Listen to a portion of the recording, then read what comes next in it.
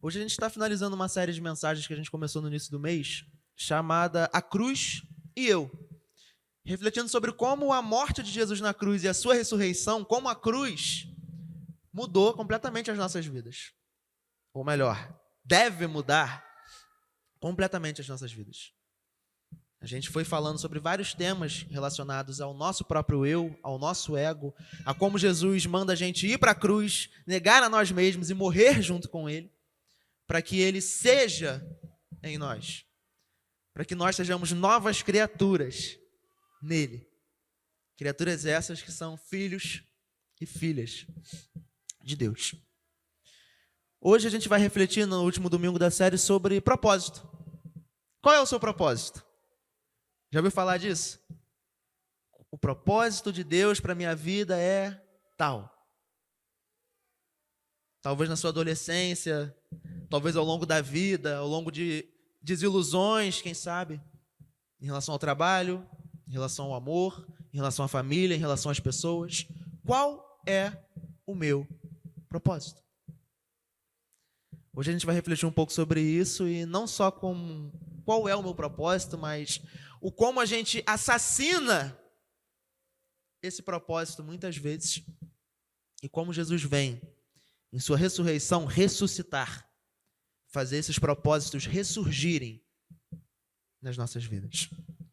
Para isso eu queria ler com vocês lá o texto de João, capítulo 21.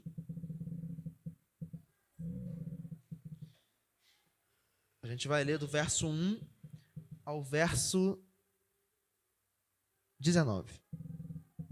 João, capítulo 21, versos 1 a 19. Que diz assim: Depois disso, Jesus apareceu novamente aos seus discípulos, à margem do mar de Tiberíades. Foi assim: estavam juntos Simão Pedro, Tomé, chamado Dídimo, Natanael, de Caná da Galileia, os filhos de Zebedeu e 2 outros discípulos. Vou pescar, disse-lhes Simão Pedro. E eles disseram: Nós vamos com você. Eles foram e entraram no barco, mas naquela noite não pegaram nada. Ao amanhecer, Jesus estava na praia, mas os discípulos não o reconheceram. Ele lhes perguntou: Filhos, vocês têm algo para comer? Eles responderam que não. Ele disse: Lancem a rede do lado direito do barco e vocês encontrarão. Eles a lançaram e não conseguiam recolher a rede, tal era a quantidade de peixes. O discípulo a quem Jesus amava disse a Pedro: É o Senhor. Simão Pedro, ouvindo-o dizer isso, vestiu a capa, pois a havia tirado, e lançou-se ao mar. Os outros discípulos vieram no barco, arrastando a rede cheia de peixes, pois estavam apenas a cerca de 90 metros da praia. Quando desembarcaram, viram ali uma fogueira, peixe sobre brasas e um pouco de pão. Disse-lhes Jesus: Tragam alguns dos peixes que acabaram de pescar. Simão Pedro entrou no barco e arrastou a rede para a praia. Ela estava cheia, tinha 153 grandes peixes. Embora houvesse tantos peixes, a rede não se rompeu. Jesus lhes disse: Venham comer. Nenhum dos discípulos tinha coragem de lhe perguntar: Quem és tu? Sabiam que era o Senhor. Jesus aproximou-se, tomou o pão e deu a eles, fazendo o mesmo com o peixe. Esta foi a 3ª vez que Jesus apareceu aos seus discípulos, depois que ressuscitou dos mortos. Depois de comerem, Jesus perguntou a Simão Pedro: Simão, filho de João, você me ama mais do que estes? Disse ele: Sim, Senhor, tu sabes que te amo. Disse Jesus: Cuide dos meus cordeiros. Novamente Jesus disse: Simão, filho de João, você me ama? Ele respondeu: Sim, Senhor, tu sabes que te amo. Disse Jesus: Pastorei as minhas ovelhas. Pela 3ª vez, ele lhe disse: Simão, filho de João, você me ama? Pedro ficou magoado por Jesus lhe ter perguntado pela 3ª vez: Você me ama? Ele disse: Senhor, tu sabes todas as coisas e sabes que te amo. Disse-lhe Jesus: Cuide das minhas ovelhas. Digo-lhe a verdade: quando você era mais jovem, vestia-se e ia para onde queria. Mas quando for velho, estenderá as mãos e outra pessoa o vestirá e o levará para onde você não deseja ir. Jesus disse isso para indicar o tipo de morte com a qual Pedro iria glorificar a Deus. E então lhe disse: siga-me. Essa é a preciosa palavra do Senhor para nós essa noite. E é uma palavra muito curiosa, porque desde que eu li esse capítulo a primeira vez, muitos anos atrás, eu sempre tive a impressão de que ele era um acréscimo. Eu li e pensava, poxa, será que acrescentaram esse capítulo na Bíblia? Esse negócio está estranho, está esquisito isso. Porque o final do capítulo 20 é um final tão perfeito, tão magnífico para a história que João está contando desde o capítulo 1, desde o capítulo 1. Jesus, ele ressuscita dos mortos. Está ali a prova viva de toda a mensagem dele, de toda a mensagem de amor dele para cada um de nós. A mensagem do Evangelho viva e eficaz de que ele morreu pelos nossos pecados e que deveria ressurgir dos mortos ao terceiro dia. Eles viram isso acontecendo na frente deles. Eles puderam tocar em suas vestes, tocar nos buracos dos cravos, tocar no buraco que a lança fez do lado de Jesus. Eles puderam ter toda essa experiência. Jesus soprou o Espírito Santo sobre eles, falou: aqueles que vocês perdoarem na terra será perdoado nos céus, dando uma comissão, uma missão para eles, assim como no final dos outros 3 evangelhos que a gente tem, Marcos, Lucas, Mateus. E aí, Jesus aparece para eles, só para o Espírito Santo, mas a Bíblia fala, Tomé não estava lá. O pessoal já deve ter ouvido a gíria aí, se não ouviu, é a tal da síndrome de Tomé, que eu só acredito vendo. Tomé chegou para eles, Jesus apareceu mesmo para vocês? Jesus ressuscitou mesmo? Não é possível. Eu só acredito vendo. Só acredito se eu tocar nas marcas dele, se eu tocar nas feridas dele. Uma semana depois, os discípulos reunidos, a portas trancadas, ainda com medo dos judeus, Jesus aparece no meio deles, já indo peitar Tomé, falar aqui, ó. Jesus não chamou Tomé de otário, se fosse eu chamaria. Aqui, otário, toca aqui nas minhas vestes, toca aqui, meu filho, nas minhas feridas, toca no meu corpo, na minha carne física, ressurreta. E Tomé fica assustado, fala, Deus meu Deus. Aí Jesus vai e fala, você crê porque você viu? Bem-aventurados aqueles que não viram e creram. E aí tem a nota de João falando, todas essas coisas foram escritas para que vocês saibam que Jesus é o Filho de Deus, o Cristo, e para que vocês tenham vida eterna em seu nome. Fim. Fantástico. Sublime, perfeito. Aí eu viro a página, vamos ler Atos. O que é isso aqui? João 21. E aí eu relendo para pregar e fiquei, nossa, que estranho. Por que não acabou no capítulo 20? Final perfeito. Final falando que nós somos bem-aventurados porque nós não vimos Jesus, mas nós cremos na mensagem que chegou 2000 anos depois para a gente. Falando de cada um de nós. Falando do nosso amor por Cristo, falando da verdade do Evangelho que chegou a nós hoje, que é viva para nós, eficaz para nós hoje. E aí veio o capítulo 21. Uma história de pescadores indo pescar, os apóstolos de Cristo. E aí eu lendo, orando, analisando. O Espírito Santo, ele me mostrou o óbvio, Não sou escritor da Bíblia, Deus é, o Espírito é, que era necessário que esse capítulo 21 existisse. Era necessário. Porque por causa daquilo que a gente lê no início dele. Os discípulos diante do mar de Tiberíades, diante do mar da Galileia, Pedro olha para eles e fala, vou pescar. Eu estava até brincando com a minha noiva ontem. Eu estava expondo a mensagem que eu ia pregar hoje para ela ontem, que ela não pôde estar aqui porque ela está trabalhando. E a gente ficou zoando até hoje com isso. Vou pescar. Vou pescar. Vou pescar. Por quê? Vou repetir de forma leve, breve, tudo que eu falei. Jesus, meu irmão, minha irmã, ressuscitou. Ele ressuscitou para dar vida eterna para cada um de nós. Ele apareceu para aqueles caras. A mensagem é real, o reino de Deus chegou, de alegria, de paz. Chegou. Tudo mudou, tudo agora vai ser diferente. Hoje é domingo de manhã, como a gente cantou ali. Hoje é domingo de manhã e a gente não tem que mais procurar entre os mortos quem vivo está. O Espírito Santo, o próprio Deus, habita dentro de nós. Habita dentro de mim nesse momento, pregando a palavra para cada um de vocês. Habita em nossos corações para converter cada um de nós.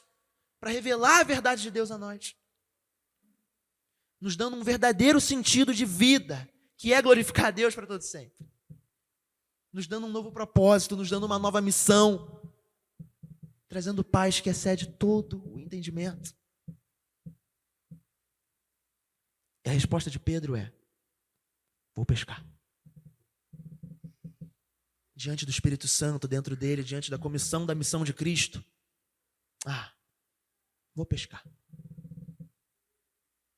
Pedro assassinou o seu propósito. 3 anos antes, Jesus andando pelo mar da Galileia, ele se depara com esses mesmos pescadores que pescaram a noite inteira e não pegaram nada. Exatamente a mesma história que se repetiu aqui. E ele vai, ajuda eles a pescarem muitos peixes e fala: Pedro, siga-me. Agora você será pescador de homens, e não mais de peixes. Na narrativa de João, capítulo 1, André chega para o seu irmão, André, irmão de Pedro: nós achamos o Messias. Aí Pedro fica: o quê? Como assim? Vai lá, e a primeira coisa que Jesus fala para ele: Pedro, ou melhor, Simão, filho de João. Você é Simão, filho de João. Mas agora você será chamado Cefas, que significa Pedro, que revela um novo propósito para a vida dele.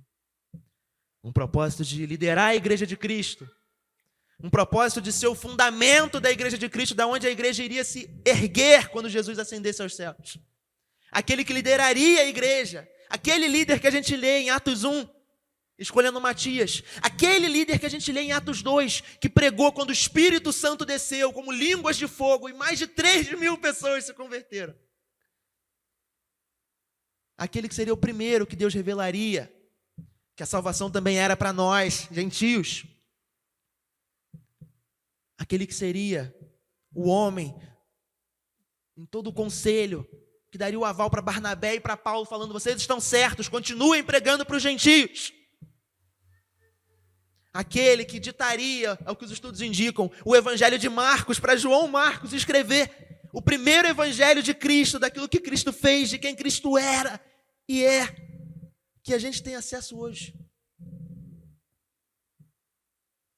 Esse é o Pedro que a gente conhece. Mas esse todo o resto da história dele ainda não aconteceu, a gente está aqui no meio.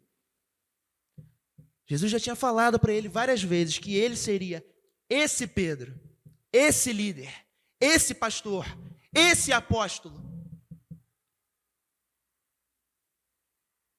Mas Pedro fraquejou. Pedro, com muito orgulho, chegou para Cristo. O quê? Não vou deixá-lo morrer. Irei segui-lo até o fim. E para quem conhece um pouco a história da Páscoa, sabe que não foi assim.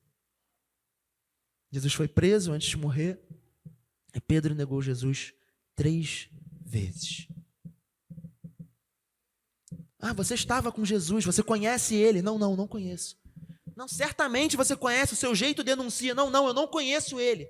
Eu vi que você estava com ele lá no jardim. Não, eu já falei que eu não conheço Jesus. E o galo canta. Jesus olha para Pedro de longe, Pedro olha para Jesus. E chora amargamente, com muito remorso. E vai embora. Pedro assassinou o seu propósito. O propósito que Jesus havia dado para ele de ser o líder da igreja. Talvez tenha assassinado por medo. Talvez mesmo Jesus ressurreto na frente dele, o propósito maior dele na frente dele, talvez ele tenha sentido vergonha, porque havia negado a Cristo. Talvez ele não se sentia capaz. Talvez ele se achava muito pecador. Decidiu assassinar o seu propósito e ir pescar. E tudo deu errado. Ficou a noite inteira tentando pescar e não pegou um peixe sequer.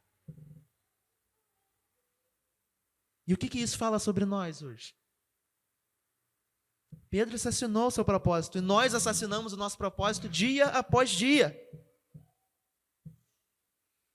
Podemos pensar no nosso grandioso propósito, viver para a glória de Deus, sermos a imagem e semelhança de Cristo. Nós o tempo inteiro nos esquecemos disso. Podemos pensar nos propósitos menores, que servem a esses maiores. Os propósitos que têm a ver com o nosso trabalho, com aquilo que a gente faz. Os propósitos que têm a ver em como a gente usa o nosso dinheiro, como o pastor Rafael estava falando aqui agora há pouco. Os propósitos da paternidade, da maternidade, o propósito... Conjugalidade, não sei se essa palavra existe, acho que existe. Os propósitos da conjugalidade, do casamento. Os propósitos da amizade. A gente poderia pensar em todos esses propósitos de Deus para a nossa vida. E a gente assassina todos eles o tempo inteiro. Primeiro, porque a gente pensa que é Deus nas nossas vidas. A gente pensa que a gente pode fazer as nossas próprias escolhas e que elas são sempre o melhor para nós. Segundo, às vezes a gente pensa que, como Pedro, de repente a gente está com medo de Deus, a gente não pode se achegar a Ele. Talvez a gente pense que o nosso passado nos condena, que aquilo que a gente fez lá atrás vai impedir a gente de fazer aquilo que a gente tem que fazer hoje. Que aquilo que a gente fez lá atrás vai impedir o propósito de Deus na minha vida, na sua vida, nas nossas vidas. E nós escolhemos assassinar os nossos propósitos. A gente assassina os nossos propósitos de ofício por dinheiro, escolhendo as carreiras que dão mais dinheiro, simplesmente porque a gente quer mais dinheiro, porque o ápice da vida é ter mais dinheiro, é viajar para tal lugar, é ter uma boa aposentadoria. A gente assassina o nosso propósito, como eu falei, de conjugalidade, com o nosso marido ou com a nossa esposa, porque a gente está ligado demais no trabalho, nos nossos sonhos, nos nossos objetivos, ou porque a gente fantasia uma doideira na nossa cabeça e trai. A gente assassina os nossos propósitos de paternidade e maternidade pelos mesmos motivos, deixando os nossos filhos para serem criados pela TV, pelo YouTube, pela avó, ou só pela mãe, ou só pelo pai. Enquanto a gente está ocupado demais fazendo outras coisas. E percebem que aqui eu estou falando dos propósitos menores. O propósito maior de ser a imagem e semelhança de Jesus, a gente nem lembra no dia a dia. A gente lembra no domingo, quando o pregador fala, quando o pregador prega o evangelho, depois a gente não lembra. Segunda-feira, vou vestir minha roupa de qualquer coisa, de médico, de engenheiro, de vendedor, de arquiteto, de enfermeiro. Vou trabalhar e nem vou lembrar de Jesus. Vou criar meus filhos e nem vou lembrar de Jesus. Vou lembrar da criação que os meus pais me deram, que às vezes também não teve a ver com Jesus. Aí no futuro meu filho não está na igreja, eu fico, meu Deus, o que foi que eu fiz? O que foi que eu errei? Assim como Pedro, o tempo inteiro a gente está assassinando os nossos propósitos. Eu não sei se você crê nisso, meu irmão, minha irmã. Mas eu quero que você creia agora. Deus tem um propósito na sua vida. Você crê nisso? Se você crê nisso, diz amém. Deus tem um propósito nas nossas vidas. Deus, quando Ele ressuscita, Jesus, quando ressuscitou, Ele mudou completamente a nossa história. E glória a Deus por isso. Glória a Ele por isso. Estávamos mortos, hoje nós temos vida. Andávamos como cegos, hoje nós enxergamos. Andávamos fantasiando com o vento, com ídolos no coração, com falsos deuses. E hoje a gente pode andar com o verdadeiro e único Deus, que é aquele que enche o nosso coração de paz, que é aquele que habita, em quem habita o verdadeiro amor.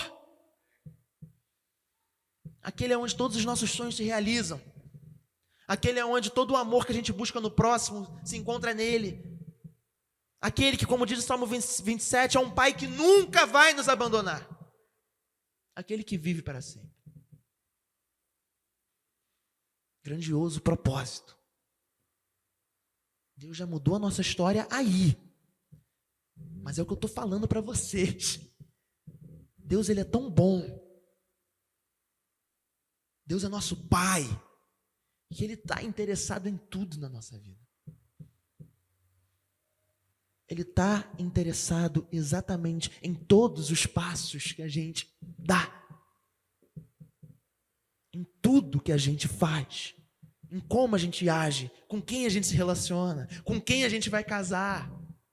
Com o que a gente vai trabalhar. Como a gente vai usar nossos recursos. Como vamos criar nossos filhos. Quantos filhos teremos. Deus está interessado nisso tudo. E Ele tem um propósito para cada uma dessas coisas. Sim, temos o grandioso propósito de glorificar a Deus.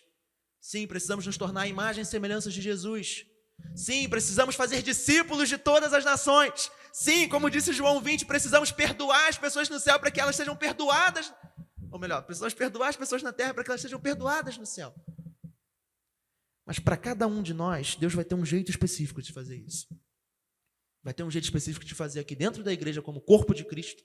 Vai ter gente que vai ser pastor, vai ter gente que vai ser diácono, vai ter gente que vai ser presbítero, vai ter gente que vai limpar, vai ter gente que vai tocar, vai ter gente que vai falar, vai ter gente que vai dar aviso, vai ter gente que vai controlar a mesa, vai ter gente que vai gravar.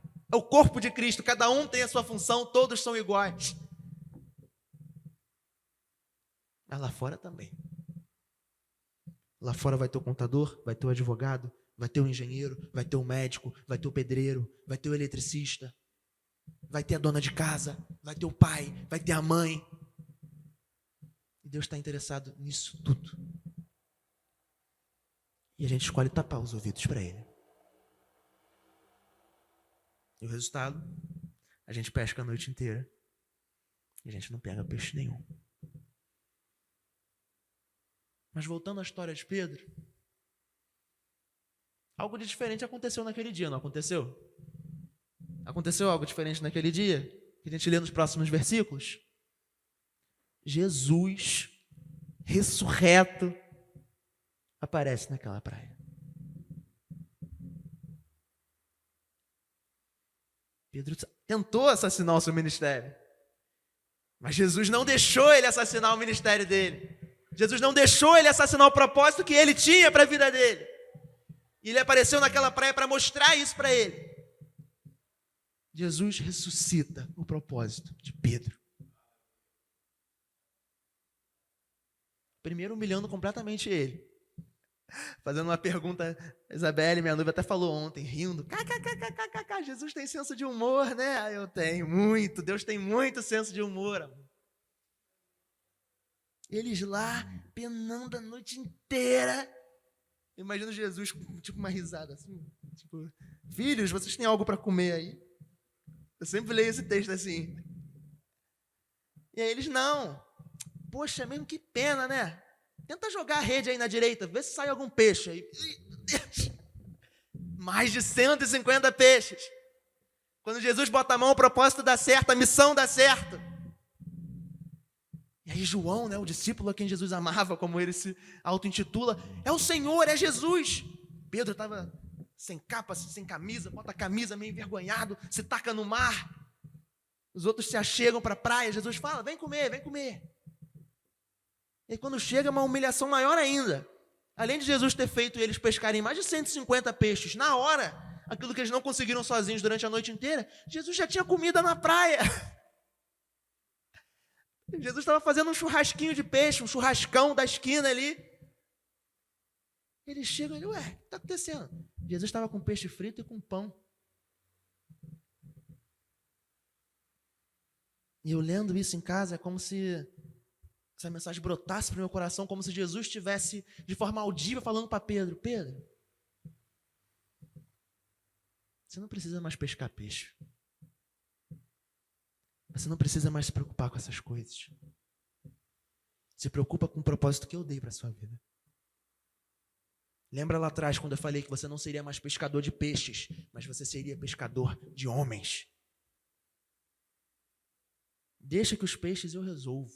Tá aí 150 para você. Você vai e vai pastorear as minhas ovelhas. Jesus, de forma fantástica, para restaurar, para ressuscitar o propósito de Pedro, faz ele repetir 3 vezes aquilo que ele negou. Ou algo ainda mais profundo e mais forte do que ele negou.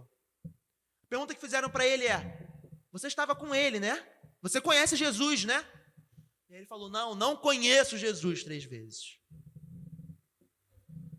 Jesus vai e faz ele afirmar 3 vezes que ele ama Jesus. Simão, filho de João, tu me amas mais do que a estes?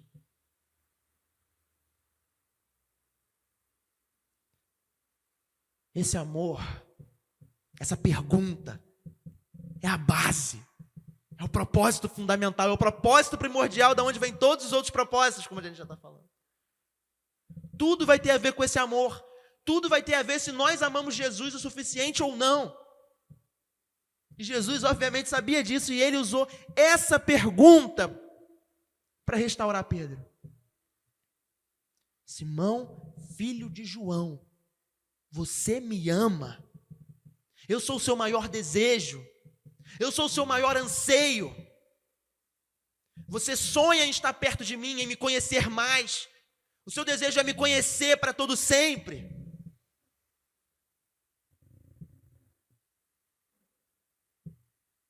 Eu sou o seu principal objetivo.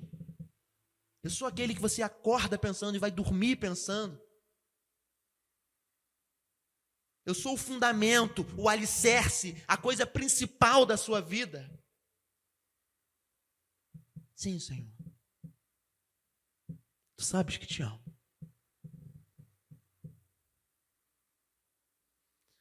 A única vez no Evangelho de João que Jesus faz essa ligação, Simão, filho de João, é como eu já falei lá atrás, no capítulo 1. Quando ele olha para Pedro e fala: tu és Simão, filho de João, mas agora será chamado Pedro. E 3 anos e meio depois, para ressuscitar esse propósito dele ser Pedro, dele ser o fundamento da igreja, Jesus fala: Simão, filho de João, você me ama? Então seja Pedro. Seja Pedro. Apacenta as minhas ovelhas. Pastoreia as minhas ovelhas. E assim como Jesus apareceu naquela praia e ressuscitou o propósito de Pedro, e Pedro virou aquele Pedro que a gente lê em Atos. Aquele Pedro poderoso que a sombra curava, que pregava e mais de 3.000, 5.000 pessoas se convertiam. Assim como Jesus ressuscitou o propósito de Pedro, ele também ressuscita os nossos. E essa é a grandiosa verdade que a gente tem que sair daqui sabendo, pensando. Primeiro pensando, quais são os propósitos de Deus para a minha vida? Como que eu tenho lidado com esses propósitos? Eu tenho assassinado eles diariamente? Ou eu tenho lutado para vivê-los? Ainda que você tenha assassinado o seu propósito, Jesus ressuscita. Ainda que você não saiba o seu propósito, orando, certamente Jesus vai te falar qual é o seu propósito. Ainda que você não saiba ainda com o que trabalhar, ainda que você não saiba qual é a função da sua família, ainda que você não saiba as coisas mais práticas possíveis do seu dia, quero te encorajar, meu irmão, minha irmã, vai orar, porque Jesus vai falar qual é o seu propósito. E a beleza e a verdade que você tem que se apegar é que esse propósito nunca vai sair da sua vida. E Ele vai fazer se cumprir até o dia de Cristo Jesus. Até o fim. Ele ressuscita os nossos propósitos. E aí eu vou abrir um pouco o coração para falar um exemplo meu, prático. O pessoal até zoa um pouco com isso, né? Eu vou dar um exemplo, por exemplo, de propósito de ofício, propósito de trabalho, propósito de serviço. Eu sempre fui um jovem, desde a adolescência, que se importava muito com isso. Eu ficava, caraca, o que eu vou fazer da minha vida? Isso geralmente é comum de adolescente. Pelo menos os de classe média, né? Quem é classe mais baixa vai trabalhar com qualquer coisa porque tem que trabalhar. Essa que é a verdade. E aí eu pensando, né? Deus me deu essa oportunidade de pensar e eu não fazia a mínima ideia. Só pensava em dinheiro, dinheiro, dinheiro no meu coração. E aí, caraca, eu vou fazer engenharia, porque engenharia dá dinheiro. E aí pesquei a noite inteira e deu tudo errado, péssimo em matemática. E aí depois, não, eu vou fazer programação, que programação dá dinheiro. E aí deu tudo errado de novo, péssimo em matemática. Aí não, então agora eu vou fazer gestão financeira, contabilidade. Poxa, mas exatas é a única coisa que dá dinheiro. E quem falou que eu tenho que trabalhar por dinheiro? E orando ao longo do desenvolvimento da minha vida, eu já sentia o chamado pastoral na época, mas eu tinha medo. Achava que não estava pronta ainda. Tinha outras questões envolvidas também. E eu fui negando os propósitos. E aí música, que é algo que Deus me deu, que eu performava, comecei a performar bem. E aí eu, com medo também. Poxa, estou com medo de dar aula de música. E resultado, hoje eu vou ser pastor, para a glória de Deus. Hoje eu sou professor de música. Hoje eu não estudo mais nada de exatas, mais nada que dá dinheiro. Mas eu estou cumprindo o meu propósito diante de Deus. Estou cumprindo o meu propósito diante de Deus. Estou obedecendo ao chamado que Deus deu na minha vida, de ensinar aquilo que eu sabia, de pregar a palavra dele, de principalmente cuidar das ovelhas dele. Decidi parar de ouvir o meu próprio coração, de ouvir os ídolos, de ouvir o dinheiro. E Deus foi lá, Jesus foi lá, apareceu na praia da minha vida e ressuscitou o meu propósito para a glória dele. Mas ainda hoje, diante do noivado, diante das demandas da vida adulta, eu me pego pensando, poxa Senhor, fiz certo em abandonar a engenharia? Estou ganhando mal. Estaria terminando a faculdade agora, talvez com bom estágio, talvez com bom emprego, ganhando 4, 5, 6 ou talvez até 7 mil, ou 10 mil. Talvez estivesse na Europa, talvez tivesse conseguido uma linda bolsa de estudo na Universidade Federal. Às vezes, ainda hoje, vem esses pensamentos. E eu poderia dar uma condição melhor para minha família, uma condição melhor para minha noiva. Poderia tirar ela do emprego horrível que ela está. Coisas de homens, né? Os homens vão se identificar mais com isso. E aí o Espírito vem confrontar o meu coração, né? Me chamando de quase idiota. Seu idiota! Esse não é o propósito que eu tinha para você. Deixa os peixes comigo. Você vai pregar o meu evangelho e vai apacentar as minhas ovelhas. E aí vem as verdades que a gente conhece. Aquilo que eu te dou é aquilo que você precisa. Então, se você ganhar mal, é o que você precisa hoje. Talvez você ganhe mal para o resto da vida. E glória a mim por isso. Eu vou ouvindo essas verdades do evangelho.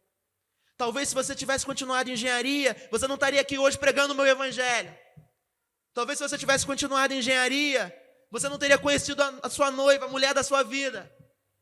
Talvez se você tivesse continuado em engenharia, você seria arrogante, um imbecil. E seria menos parecido comigo do que você é hoje. E aí Jesus me confronta com essas verdades, falando, você não é o Deus da sua vida, eu sou o Deus da sua vida, então deixa eu trabalhar. Por que eu estou usando a minha história como exemplo? Em um ponto, em um pequeno propósito específico, que é o propósito de ofício, o propósito trabalhístico, que seja. Poderia expandir isso para todos os nossos pequenos propósitos. Estou dando um exemplo simples de como muitas vezes a gente bate a cabeça contra a parede o tempo inteiro. Quando tudo que Deus quer, quando tudo que Deus está falando para a gente é o seu trabalho é descansar em mim. Deixa os peixes comigo.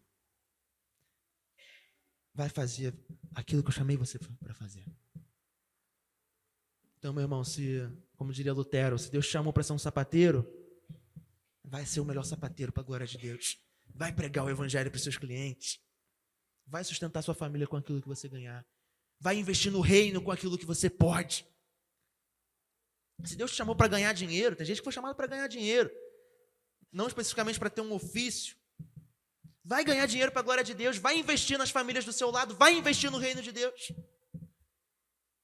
Tem gente que foi chamado para fazer voto de pobreza, vai ser pobre para a glória de Deus. Mas esteja atento ao propósito de Deus para a sua vida. E se você já o assassinou, fica tranquilo. Descanse em Deus. Porque Jesus é fiel para completar esse propósito até a vinda dele. Diante disso, a gente tem uma missão. A gente tem um envio.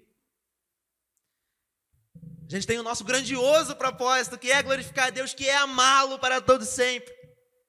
E que é espalhar esse amor por onde quer que a gente vá.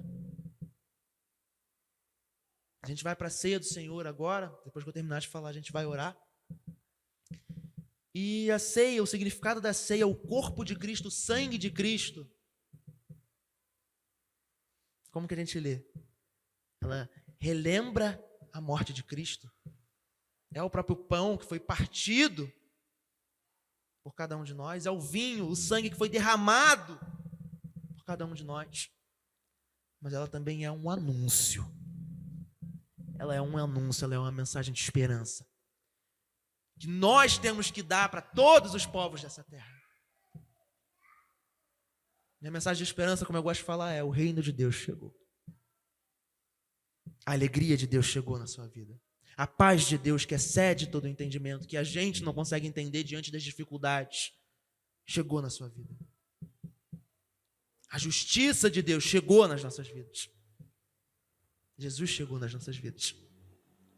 A vida eterna chegou nas nossas vidas. E hoje não precisamos mais chorar pelos nossos entes queridos, não precisamos mais pensar na morte, nossa velha inimiga, porque ela foi derrotada por Cristo. A ceia, ela anuncia isso tudo. A ceia, ela anuncia a vivência de amor que cada um de nós temos. Mesmo sendo pessoas tão diferentes, com propósitos diferentes, unidos no mesmo propósito, de fazer parte desse corpo, dessa família. A ceia no Novo Testamento, quando a gente lê, ela era um pouco diferente, como a gente faz aqui. Ela não era litúrgica. A ceia, ela era o testilebe. A ceia era o churrasquinho. Estar sentado à mesa, estar sentado para ceiar, tinha a ver com a pergunta: com quem você está sentando para ceiar? Tinha a ver com a pergunta: será que judeus e não judeus vão conseguir conviver no mesmo espaço, no mesmo ambiente? Tinha a ver com a pergunta: será que muçulmanos, será que judeus, será que cristãos conseguem sentar e partilhar do mesmo pão e tomar do mesmo vinho? Ou será que a gente cria muros, indiferenças, por causa da religião? Não, ele não é digno de sentar comigo. Não, ele nunca vai ser alcançado por Jesus. Esse aí...